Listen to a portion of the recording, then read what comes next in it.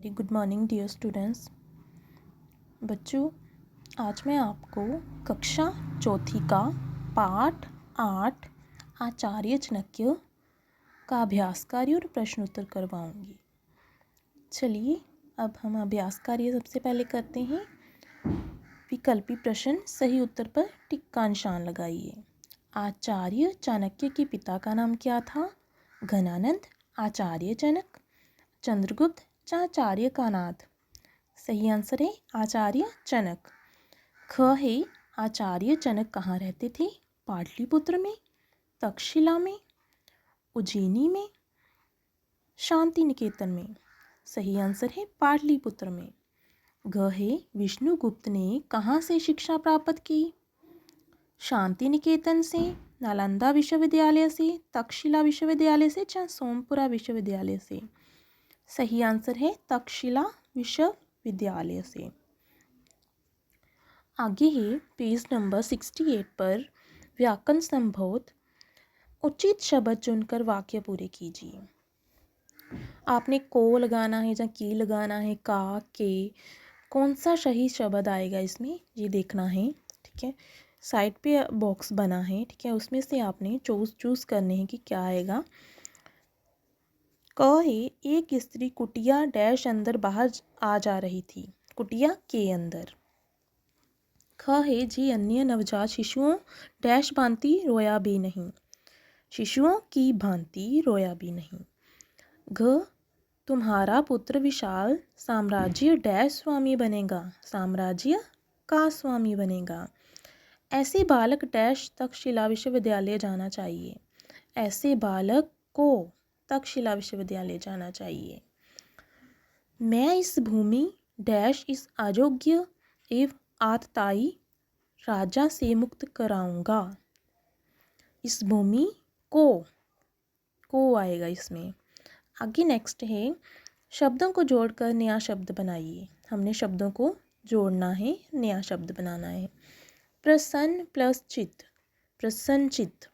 विश्व प्लस विद्यालय, विश्वविद्यालय। चिर प्लस वांछित, चिरवांछित। नेक्स्ट राज प्लस महल, राजमहल। थर्ड नंबर पे है उचित विराम चिन्ह लगाइए। हमने विराम चिन्ह लगाने हैं कि कहाँ विराम चिन्ह कौन सा आएगा। जैसे क है हाँ, हाँ हाँ के बाद कौन सा चिन्ह आएगा? विस्मयादि बोधक चिन्ह। इस बात का आभास है मुझे, मुझे के बाद पूर्ण विराम। ख है आचार्य, आचार्य के बाद ठहराव है, तो जहाँ अल्प विराम लगेगा, अल्प विराम। भादाई स्वीकार करें के बाद पूर्ण विराम। घ है शाबाश, शाबाश के बाद क्या लगेगा, कौन सा चिन्ह लगेगा? विस्मयादि बोधक चिन्ह। तुमने अच्छा किया, इसके बाद लगेगा पूर्ण विराम। घ है चले गए, चले गए के बाद विस्मयादि बोधक चिन्ह। क्यों और कहाँ, क्यों और कहाँ क्वेश्चन मार्क। ठीक है, हम प्रश्न वाचक चिन्ह लगाएंगे इसके पश्चात। तो आगे हम करेंगे प्रश्न उत्तर। बताइए, ये छोटे प्रश्न हैं। बताइए पाटलिपुत्र का वर्तमान में क्या नाम था? पाटलिपुत्र का वर्तमान नाम पटना है। क्या नाम है पाटलिपुत्र का वर्तमान में? पटना है। ख है नवजात शिशु के लिए क्या भविष्यवाणी की गई और क्यों? नवजात शिशु के लिए भविष्यवाणी की गई कि ये बालक बड़ा प्रतिभाशाली होगा और बड़े साम्राज्य का स्वामी बनेगा। ऐसा इसलिए कहा गया क्योंकि शिशु के मुंह में संपूर्ण दांत थे। आगे नेक्स्ट घ प्रश्न है आचार्य चाणक्य के माता पिता को देश काला क्यों दिया गया था? इसका उत्तर है आचार्य चाणक्य के माता पिता को देशद्रोह के अपराध में देश निकाला दिया गया।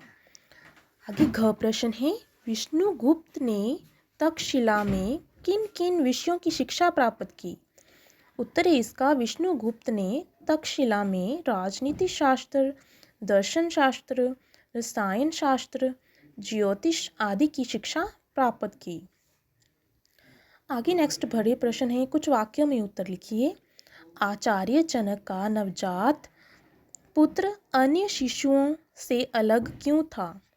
आचार्य जनक का नवजात पुत्र अन्य शिशुओं की भांति जन्म लेते ही नहीं रोया और उसके मुंह में संपूर्ण दांत विद्यमान थे। ख प्रश्न है, भविष्यवाणी सुनकर आचार्य जनक क्यों चिंतित हुए? भविष्यवाणी सुनकर आचार्य जनक इसलिए चिंतित हुए क्योंकि वे साम्राज्य चलाने को क्षत्रियों का काम मानते थे। आगे घ प्रश्न है, शिक्षा पूरी होने पर प्रधानाचार्य ने विष्णुगुप्त से क्या कहा? शिक्षा पूरी होने पर प्रधानाचार्य ने विष्णुगुप्त से कहा कि वे यही रहकर राजनीति और अर्थशास्त्र के आचार्य का पदभार संभाले। घ प्रश्न है, चाणक्य ने अपना संकल्प कैसे पूरा किया?